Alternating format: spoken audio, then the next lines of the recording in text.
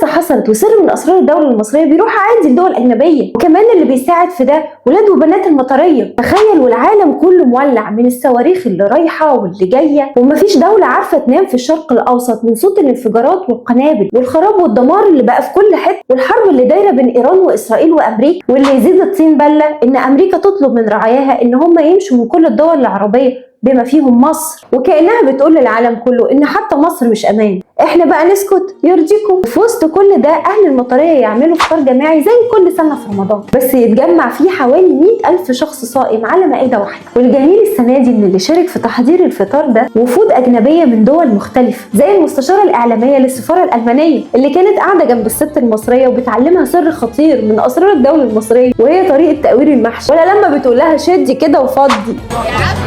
خلاص شدي بقى وفضي.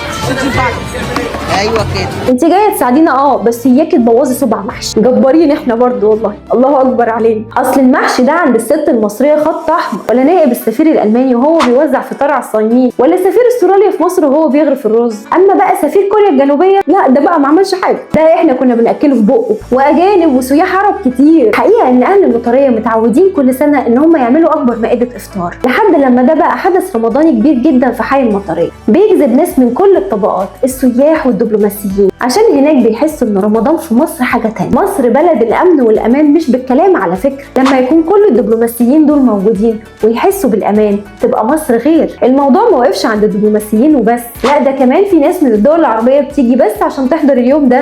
من السعوديه، من الرياض. الله يعطيك العافيه. قاطع التذكره مخصوص علشان اشوف الاجواء الجميله هذه والاجواء المصريه والاكلات المصريه.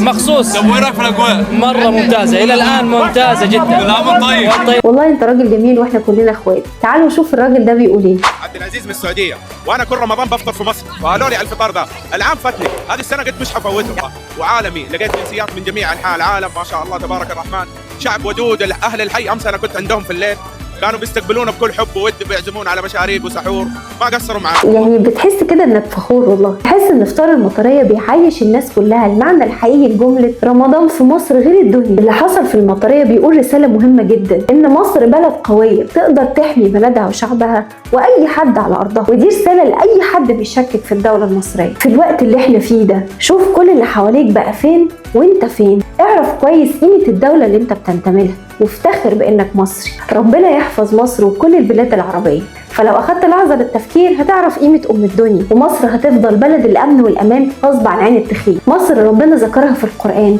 وربنا هيفضل حاميها ان شاء الله.